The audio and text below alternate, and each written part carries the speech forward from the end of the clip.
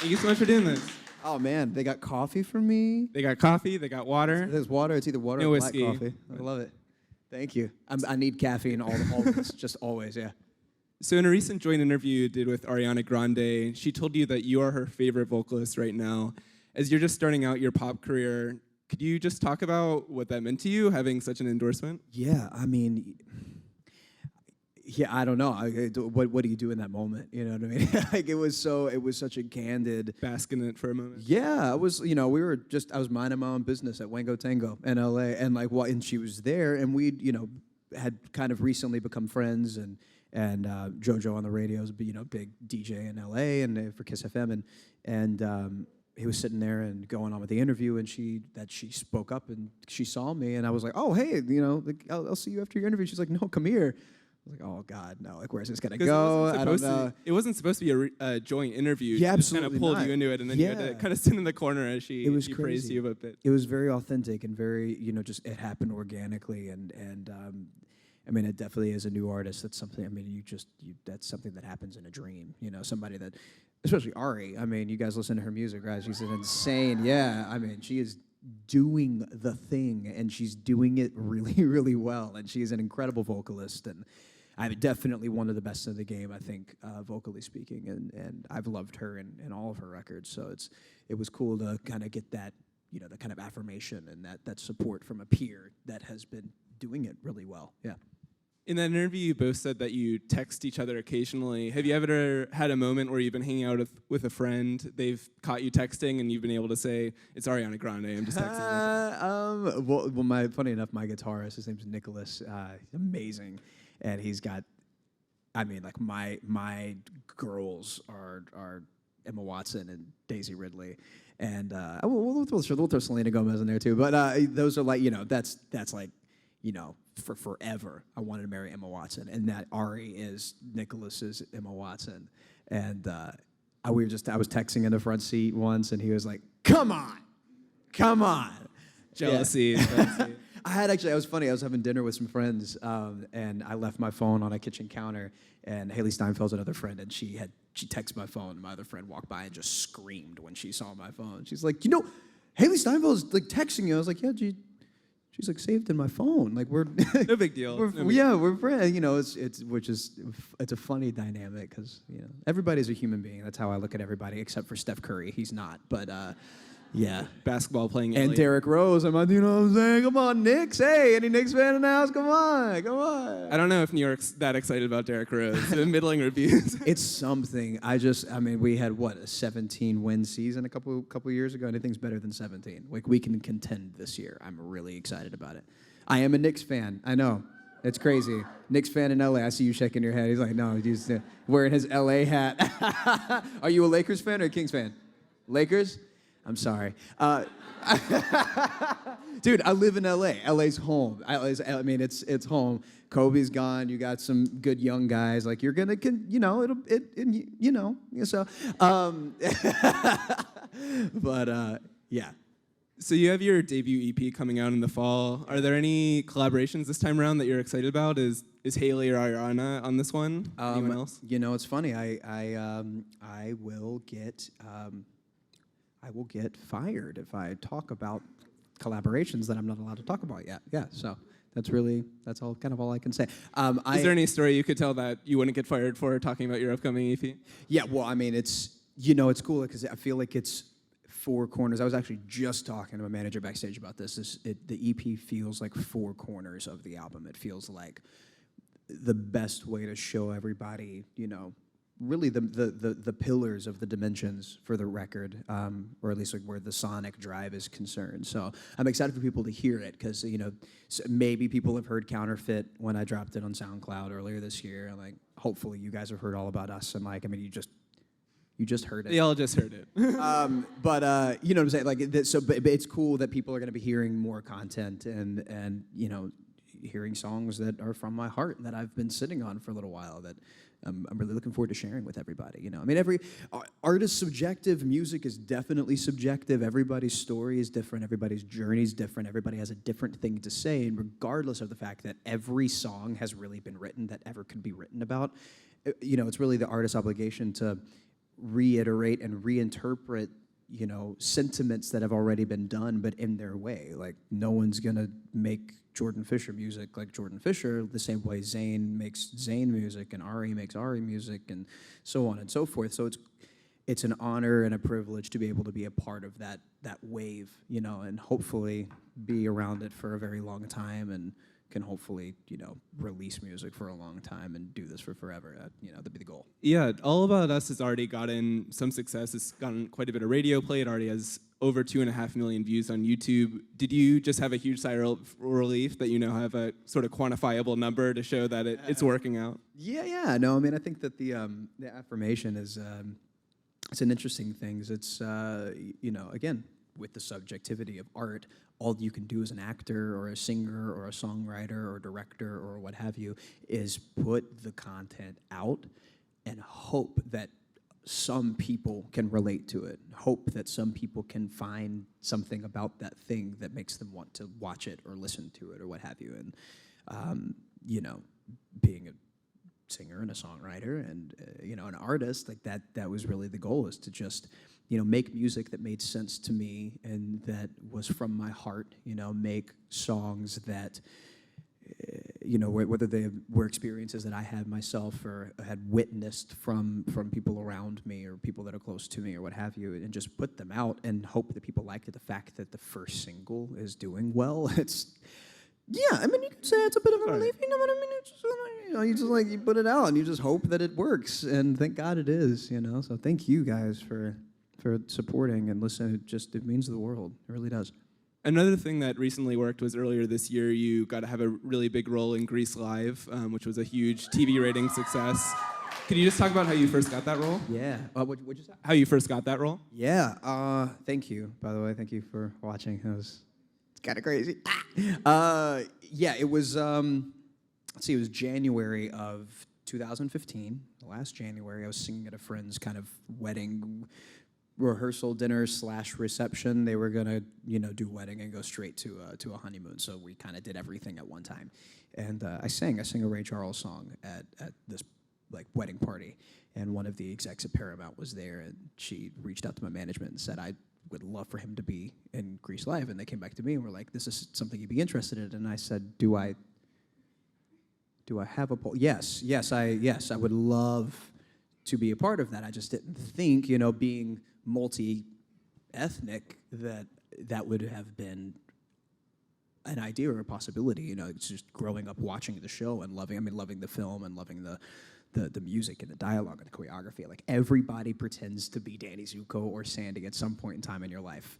And so it was cool to me that was a potential possibility. So I went and met with the exec. We put a tape together for Tommy Kail, who directed Hamilton and In the Heights. If you guys have seen either of those, I'm kind of a Broadway geek, so I was kind of a dope. And he directed Grease Live as well. So we made a tape for him, and 8 months passed, and I didn't hear anything, and I forgot that Grease Live was happening, and I saw again, being kind of a theater guy, I love Aaron Tveit. I think he's super, super talented. Woo, woo! I see you in the back. Hey, she's like, I love him too. He's attractive. He's a great singer. Yeah, he's a super, super talented guy, and she's so embarrassed. I'm sorry. I didn't mean to call you out. Like, I didn't mean to. She's blushing. We can get you some water, right? Need a fan? She's good. Okay, good. And so we put this tape together and, sent it off to the director. And then I saw a release that Aaron Tveit was going to be Danny Zuko. And I was like, oh my God, it's great casting. I forgot that this thing was happening. I guess they went another direction, blah, blah, blah. And I think it was maybe a week later, I got a call that Tommy was coming into town and wanted to meet. And I was like, oh, yeah, sure. For sure.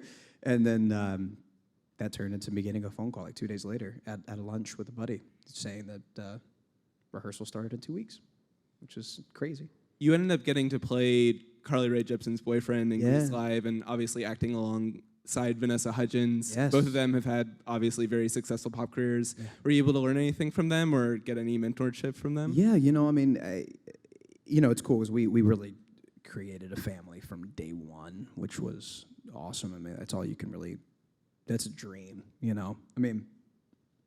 where the source material is concerned, Grease, like there's so much pressure wrapped up into that because it wasn't broken at all, you know, and these live musicals have been done, and it's an interesting thing. I'm like, what are people's take on it going to be? Like, how is that going to roll?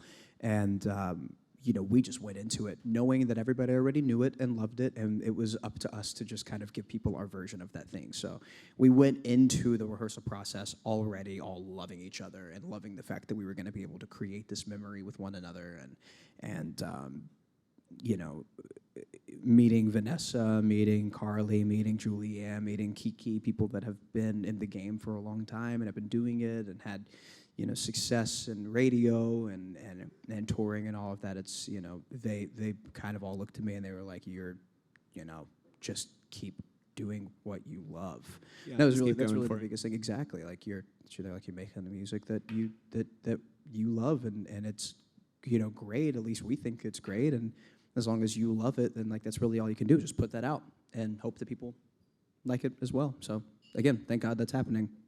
You know? Going back a few years, you got to star in a movie that arguably has the best movie title of all time, Teen Beach Movie.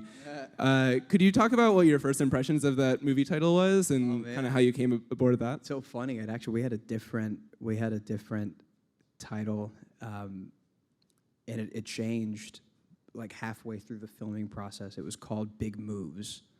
Big Moves? Big Moves. I don't know if you guys know that or heard of that anywhere. It was like an undercover name that we had for a long time. And then halfway through the process, it got changed to Teen Beach Musical. And then it got changed to Teen Beach Movie. And we were like, that's very black and white. It is a movie about teenagers on a beach. It's very literal. Yeah, how do we... I guess that's... Right, it's not going to be like Sea Cat's Big Adventure, you know what I mean? Like it's, yeah. So that was, I mean, it just made sense. Made sense to all of us. We all loved it. Yeah. You previously talked that for Teen Beach Movie 2, you had to spend a month just conditioning and exercising for the role. Could you just talk about that process? It seems like a lot of work. Man, so when you are, I mean, I grew up dancing. I grew up, you know, in studios and doing that whole thing. I've always been very comfortable. I was a gymnast for a long time. I've always been super comfortable with my body. However, when you are rehearsing we're in dance rehearsals with So You Think You Can Dance alumni, it's a very different game because those freaks can do everything with their body, and it's incredible.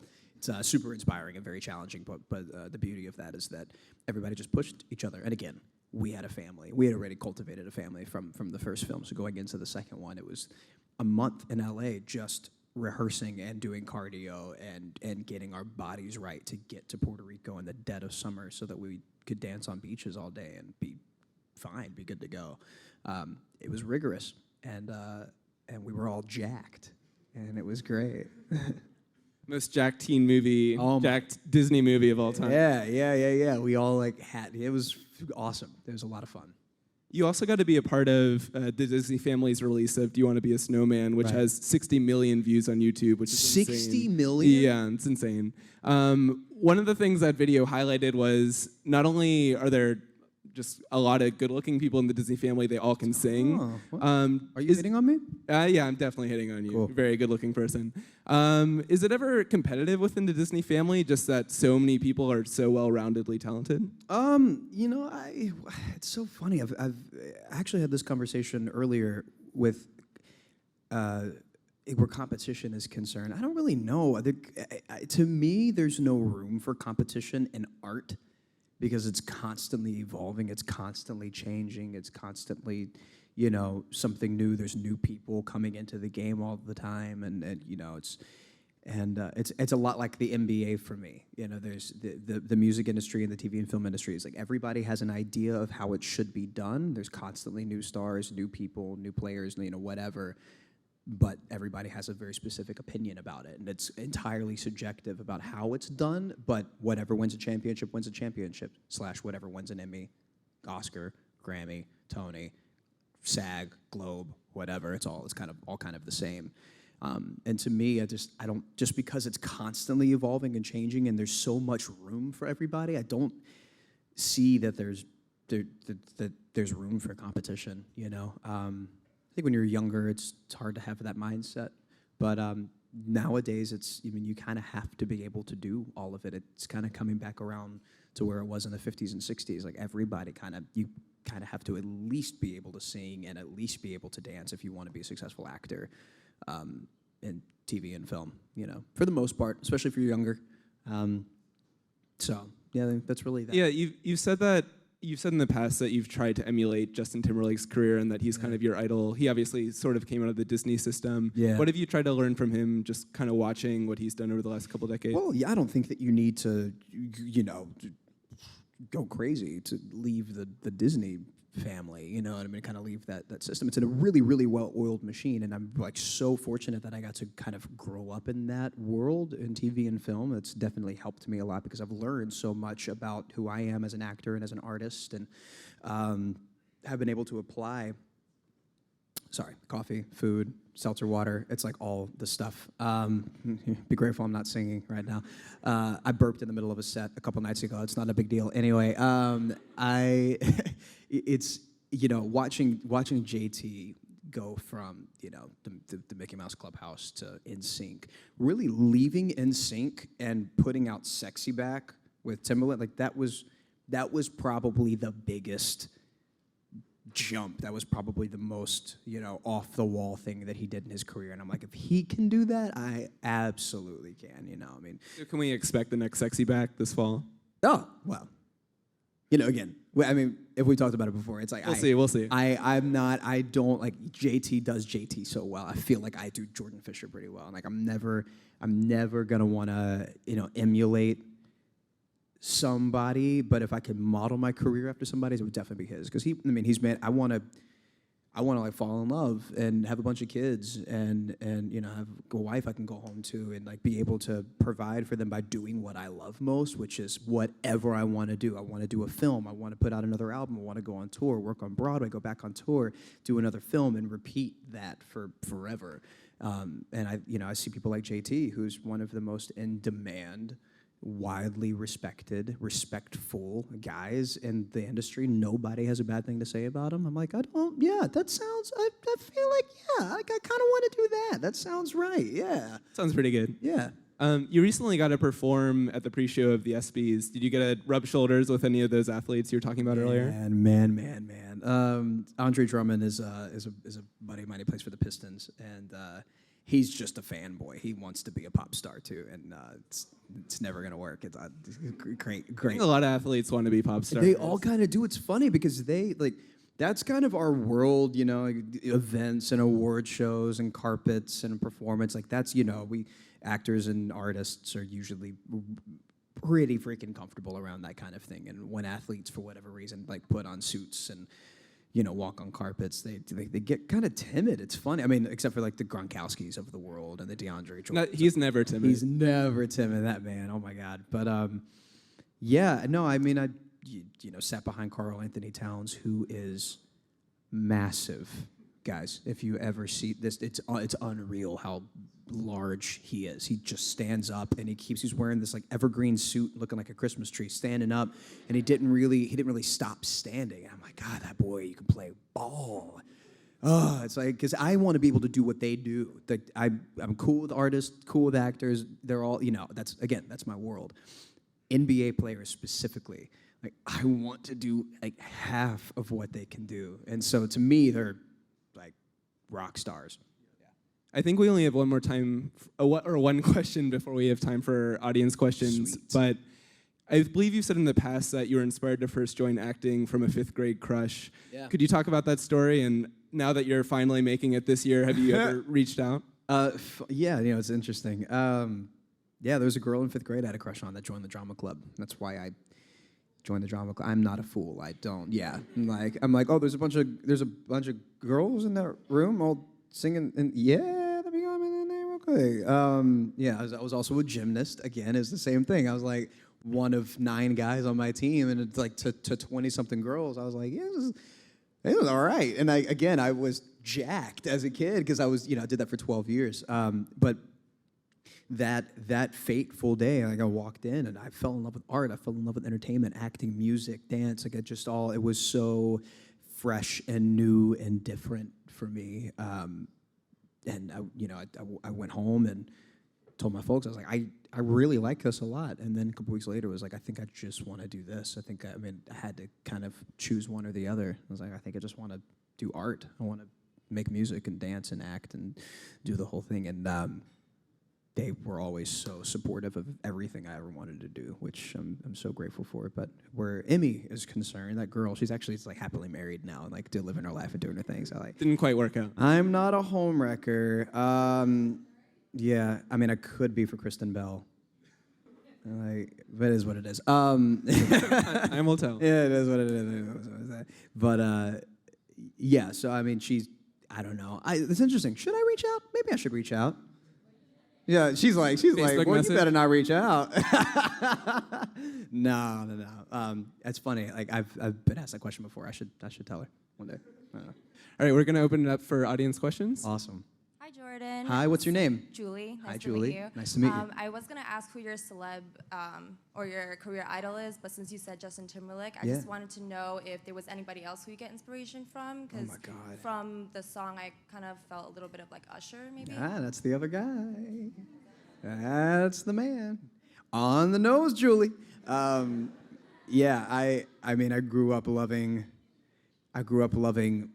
artists, and JT and Usher really, I mean, they took control of their brand and they made them who they are, by just being them and making the music that made sense for them. I mean, Confessions is arguably one of the best albums ever, and I mean, he's just loaded with information and content that I think any young artist can be inspired by. Stevie Wonder's another one. I love Sinatra. I love, Luther Vandross. I love Prince, Michael. I love the Isley Brothers, the Doobie Brothers. I love Shinedown. I love My Chemical Romance. I love, Reliant K. I love Faith Hill. I love, I mean, I could keep going. I love music, you know what I mean? A lot of love. Yeah, a lot of love. A lot of love. A lot of love. Hey. Hey. What's your name? Philip. Hi, Philip. If you could get a DJ to remix All About Us, who would it be and why? Lido. You ever heard of Lido? Yeah? Lido or Zed would probably be the two. It's funny, I haven't really been into EDM or remixes or anything like that until recently. There's another guy named Crankdat. If you haven't heard his stuff on SoundCloud, you should look him up. Those three guys, definitely, they're doing something very, very different with remixes. They're incorporating musicality and classical inspirations and bringing that to kind of a pop remixed sensibility and doing it in a really, really special way. Lido is amazing. Check his stuff out, please. Lido. Halsey's boyfriend, I think. We have time for 2 more questions. All right. Hello. Hi. So a lot of people would say that What's your name? Michael. Oh, my name? Yeah. Afua. What is it? Afua. Oh, beautiful. Thank you. Uh-huh. So a lot of people would say that Michael Jackson's Thriller. I don't know why they're laughing. Why Michael Jackson's Thriller would be the best music video of all time. So I wanted to know what you thought was the best music video of all time. Another Michael video, actually. You Rock My World. Have you seen it? I love that video for a few reasons. I mean, Michael obviously just embodied a little bit of everything. I mean, he somehow was just, a sex icon and obviously an incredible pop artist, great lyricist, great dancer, great singer, and just, carried himself with a certain kind of confidence that, not a lot of people do these days. It's kind of old-fashioned. It's an interesting thing, but that video I loved so much because most of like PYT, Thriller, whatever, it's like him chasing a girl and singing and dancing around her. But there was kind of a push and pull in that video between him and his video girl where he would follow her for a little bit and then kind of be like, you know what, like, why don't you, hey, I'm coming over this way, I'm gonna dance over here. And she'd be like, oh, wait, but no, keep following me. Hey. And there was a cool little dance that happened between them, and Marlon Brando was in it. And it was so dope. Like, come on, it was tight. I mean, Chris Tucker, it's an awesome video. Watch I think it's like 11 minutes long, the original video. That and probably every episode of Trapped in a Closet. Watch it all the way straight through. It's nice to meet you. Thank you. I think we have time for one more question. Awesome. Hi, I'm Sam. I love you so much. I'm Hi, freaking out Sam. right now. You're so sweet. Oh my God. Thank you. Yeah. But I was wondering if you had a favorite like quote, lyric, or saying that you live your life by. Sam, that's a big can of worms you just opened.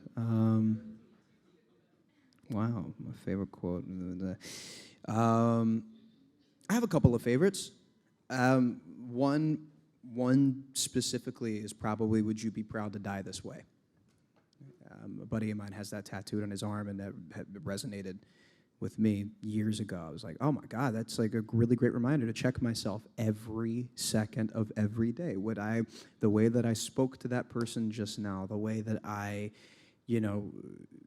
conducted my business a couple of hours ago, the way that I, whatever mood I'm in, would I be proud, to have that be my last breath on earth?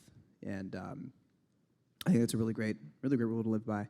Because, YOLO, am I right?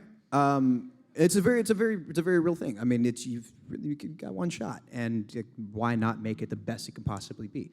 I think if we go out of our way to just not be, an expletive, not be rude, I think we all make a conscious decision to do that. And if we just go out of our way to just not be that way, I think the entire world would be a better place. I think we all just love each other, be kind to each other. It's what keeps everything spinning. It's what keeps companies running effectively. It's what keeps brands running effectively. It's what keeps film sets, music studios, interviews running smoothly, is when people take the time to just be human beings. And that quick little quote, in short, Sam, is kind of what keeps reminding me of that thing. So that's that. So cute. Oh, my God. Thank you so much for doing this, Jordan. Thank you. Good luck for the rest of the year. Thank you, man. Much love. Appreciate it.